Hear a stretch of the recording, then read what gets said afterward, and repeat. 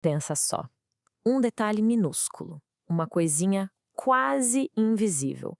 Foi exatamente isso que desvendou um dos casos de serial killer mais chocantes da história de São Paulo.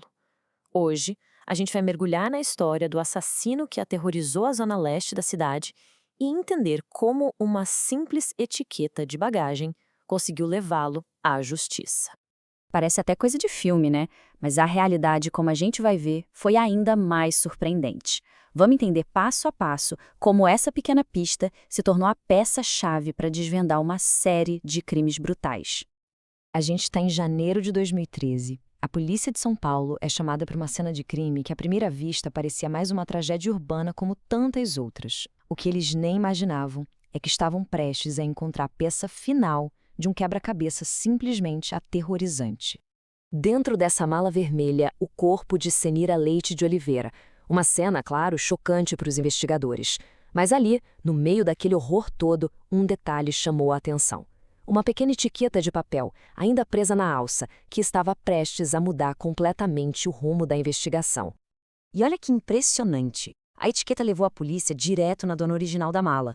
E a resposta dela? Super simples. Ela disse: "Ah, essa mala? Joguei no lixo do meu condomínio uns dias atrás." E aí, claro, a pergunta na cabeça de todo mundo era uma só: quem, afinal de contas, pegou essa mala no lixo? Muito rápido, a equipe do DHPP, liderada pela diretora Elizabeth Sato, sacou que aquilo não era um crime isolado. Tinha um padrão ali. Um padrão bem sinistro que apontava para algo muito, mas muito maior.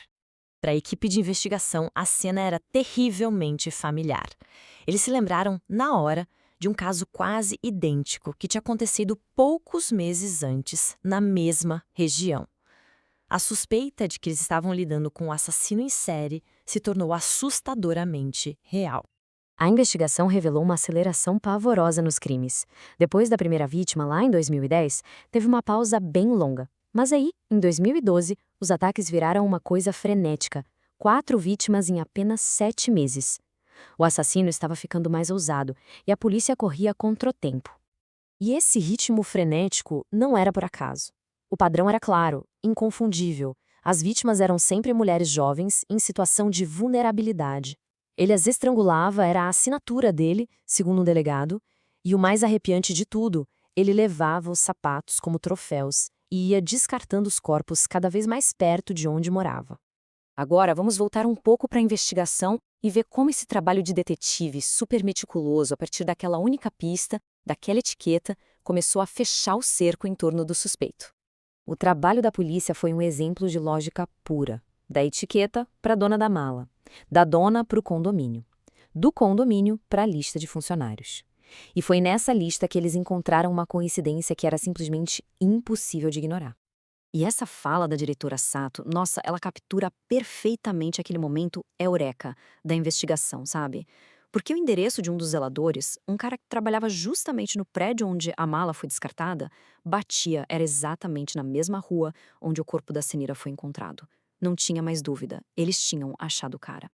E o suspeito era Eduardo Sebastião do Patrocínio, um zelador que morava ali no Itaim Paulista, uma pessoa que para todo mundo parecia completamente normal.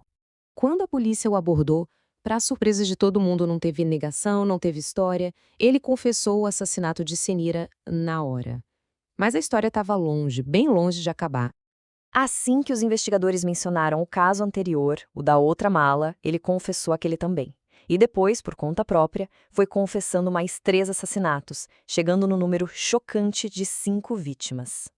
Essas foram as palavras dele, uma declaração fria, calma, sem um pingo de remorso, que revelou a mentalidade do homem que eles tinham acabado de prender.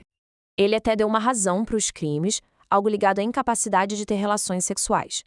Mas os investigadores suspeitavam de algo mais simples e muito mais sombrio: o puro prazer de matar. Agora, vamos tentar entender um pouco o perfil psicológico desse assassino. É um perfil que revela uma dualidade chocante entre a pessoa que ele parecia ser e quem ele realmente era. Para o mundo lá fora, o Eduardo era o bom vizinho, um homem educado, que falava bem, até dócil. Ninguém, nem mesmo a namorada dele, suspeitava da escuridão que ele escondia por dentro. Mas dentro da casa dele, a polícia descobriu um tipo de santuário bem perturbador. Tinha coisas de criança, tipo perfume mamãe e bebê, comida de bebê, tudo isso guardado do lado dos sapatos que ele roubava das vítimas. Uma coleção macabra que revelava uma mente profundamente conturbada. E essa análise do psiquiatra Guido Palomba é fundamental. Ajuda a gente a entender essa contradição entre a pessoa pública e os rituais privados. Indivíduos como o patrocínio simplesmente não sentem empatia, são absolutamente egoístas e por isso mesmo representam um perigo constante para a sociedade. Agora, vamos focar no impacto humano desses crimes e na reação da sociedade quando toda a verdade veio à tona. É muito importante a gente lembrar das vítimas. 3 delas, até hoje, não foram identificadas. Mulheres que tiveram suas vidas brutalmente interrompidas. Essa lista é um memorial sombrio do custo humano desses atos. A captura do patrocínio, claro, gerou uma onda de indignação. Ativistas foram para as ruas, não só para pedir justiça por essas 5 mulheres, mas para chamar a atenção para a violência que atinge profissionais do sexo e outras populações vulneráveis. Mesmo com a confissão, o destino final do Eduardo Patrocínio, bom, até hoje é um mistério. E isso meio que volta tudo para a nossa pergunta lá do começo. A etiqueta de bagagem, sim, levou à captura dele. Mas o que é justiça de verdade para um homem que, na opinião dos especialistas, com certeza mataria de novo? É uma pergunta bem complexa, né? Uma pergunta que ecoa muito além das ruas de São Paulo e faz a gente pensar sobre os limites do nosso próprio sistema de justiça.